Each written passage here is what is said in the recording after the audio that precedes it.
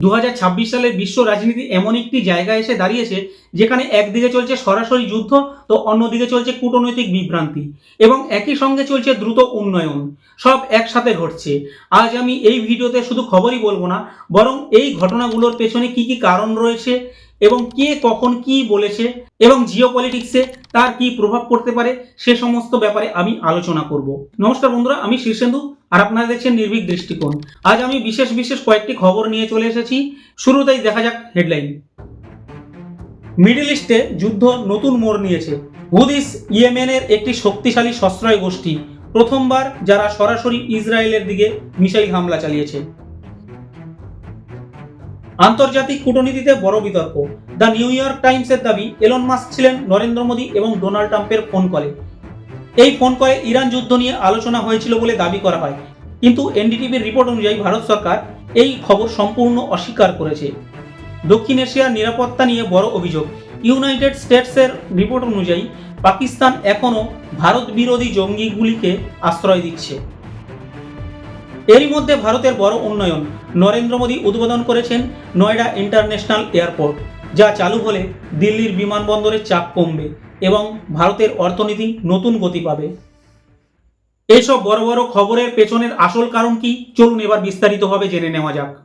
প্রথমে আসি সবচেয়ে বড় আন্তর্জাতিক খবর, মিডল ইস্টের যুদ্ধ পরিস্থিতি নিয়ে।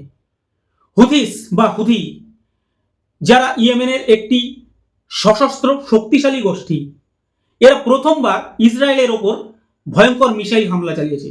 এই হামলার আগে হুদিরা ইসরায়েলকে বারবার হুমকি দিয়েছিল যে ইরানকে সাপোর্ট করার জন্য তারা ইসরায়েলের ওপর হামলা চালাবে। আর এবার কিন্তু তারা হুমকিতেই সীমাবদ্ধ থাকেনি, এবার সরাসরি আক্রমণ চালিয়েছে ইসরায়েলের ওপর।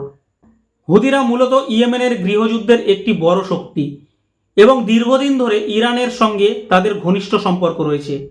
যখন ইরান ও ইসরায়েলের মধ্যে উত্তেজনা বাড়ে, তখনই এই ধরনের গোষ্ঠীগুলো সক্রিয় হয়ে ওঠে, যা যুদ্ধকে আরও বড় করে তোলে। এর প্রভাব কি হতে পারে? বিশেষজ্ঞরা বলছেন এটি একটি নিউ ফ্রন্ট খুলে দিয়েছে। মানে এখন যুদ্ধটা শুধু দুই দেশের মধ্যে সীমাবদ্ধ নেই, বরং বিভিন্ন অঞ্চলে ছড়িয়ে পড়তে পারে। আর এর সরাসরি প্রভাব পড়তে পারে তেলের দাম, বিশ্ব অর্থনীতি এবং আন্তর্জাতিক নিরাপত্তার। এবার আসি একটি অত্যন্ত সংবেদনশীল কূটনৈতিক বিতর্কে।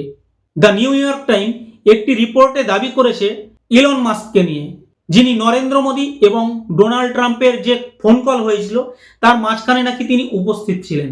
A critical moment when the world is watching the West Asia crisis closely. According to the White House, the call was productive, but from an India perspective, the significance goes beyond that single word. This was not just a routine diplomatic exchange, it was a strategic conversation at a time when global tensions are rising. এবং এই রিপোর্টে বলা হয়েছে এই phone কলে Iran Israel যুদ্ধ নিয়ে আলোচনা হয়েছিল। আর এই খবর প্রকাশ হওয়ার পরেই আন্তর্জাতিক মহলে বড় একটা আলোচনা শুরু হয়েছে। ভারতের প্রতিক্রিয়া। এনডিটিভির রিপোর্ট অনুযায়ী ভারতের বিদেশ মন্ত্রণালয় এই ঘটনাকে সম্পূর্ণভাবে অস্বীকার করেছে। তাদের বক্তব্য, এই ফোন কল ছিল অত্যন্ত গোপনীয়, শুধুমাত্র ট্রাম্প এবং নরেন্দ্র মোদীর সঙ্গেই ফোনের কথা হয়, তার মাঝখানে আর কেউ ছিল না। এই রিপোর্টটা কেন এত গুরুত্বপূর্ণ? কারণ যদি একজন ব্যবসায়ী এই ধরনের উচ্চ পর্যায়ের কূটনৈতিক আলোচনায় থাকেন, তাহলে সেটা বড় প্রশ্ন তোলে। আর যদি এই রিপোর্ট ভুল হয়, তাহলে মিডিয়ার বিশ্বাসযোগ্যতা নিয়েও প্রশ্ন ওঠে। এবার আসি দক্ষিণ এশিয়ার নিরাপত্তা পরিস্থিতিতে, যেখানে পাকিস্তানের নাম উঠে এসেছে।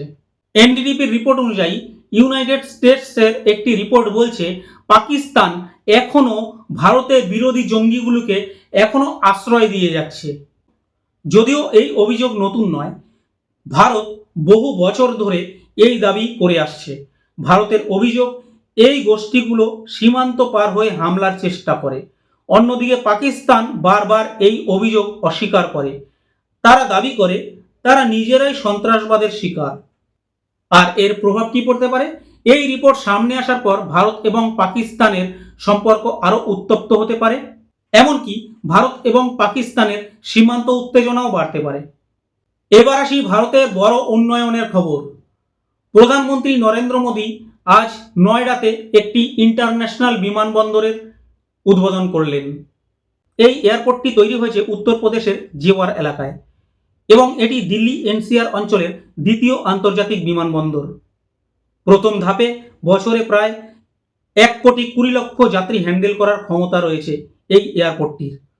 এই প্রকল্পের মূল লক্ষ্য হল দিল্লি বিমানবন্দরের চাপ কমানো, নতুন কর্মসংস্থান তৈরি এবং আঞ্চলিক উন্নয়ন বৃদ্ধি করা।